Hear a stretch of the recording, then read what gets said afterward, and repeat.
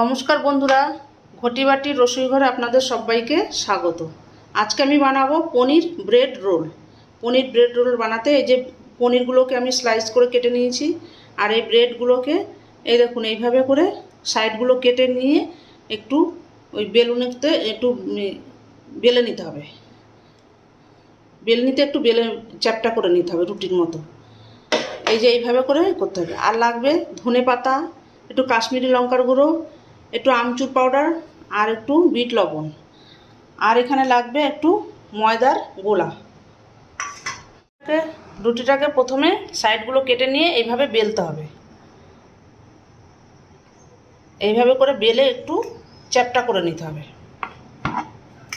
এই একটা করলাম, আর একটা করে দেখাচ্ছি দেখুন। এইভাবে করে একটু চ্যাপটা করে নিতে হবে। বড় বড় রুটি হলে একটু বড় বড় রোল হবে, আমার এখানে একটু ছোট রুটি, একটু ছোট ব্রেড। এটা বড় ব্রেড হলে বড় হবে। এবার এটাকে এই যে এখানে আমচুর পাউডার, কাশ্মীরি লঙ্কার গুঁড়ো, বিট লবণ আর ধনে পাতা নিয়েছি, এগুলোকে একসঙ্গে করে মাখিয়ে নেব। এবার এই পনিরটাকে এইভাবে করে মশলার সাথে মাখিয়ে নেব। এইভাবে একটা একটা করে আমি প্রত্যেকটার গায়ে এইভাবে করে মাখিয়ে নেব।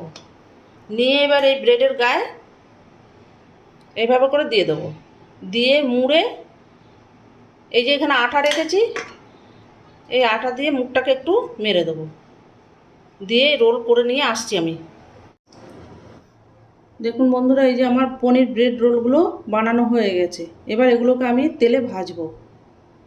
এই যে বন্ধুরা দেখুন, কড়াইতে ফ্রাইং প্যানে তেল দিয়ে দিয়েছি। ফ্রাইং প্যানে আমি তেলটা বসিয়ে দিয়েছি। এবার আমি একটা একটা করে এই ব্রেড রোলটাকে ভাজবো।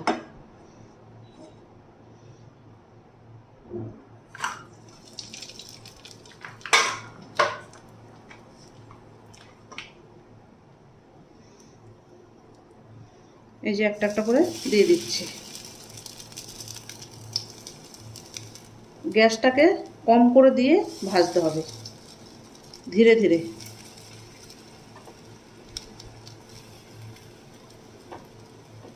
ব্রেডটাকে আপনারা বড় নিলে বড় রোল হবে। এই আমার ব্রেডটা একটু ছোট, ওই জন্য ছোট রোল হয়েছে।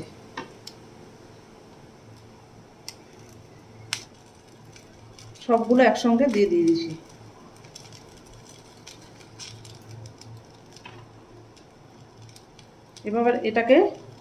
এবার এটাকে একটু গ্যাস কম করে দিয়ে হালকা আঁচে ভেজে নেব। দেখুন বন্ধুরা, এই যে ফ্রাই হচ্ছে। এক পিঠ হয়ে গেছে, এক পিঠ উল্টে দিয়েছি। আর ডিপ ফ্রাই করবেন না বন্ধুরা, এইরকম শ্যালো ফ্রাই করবেন। এই যে বন্ধুরা আবার উল্টিয়ে দিচ্ছি। এক পিঠ হয়ে গেছে, আর এক পিঠ এই যে উল্টে এরকম লাল করে করে ভেজে নিতে হবে।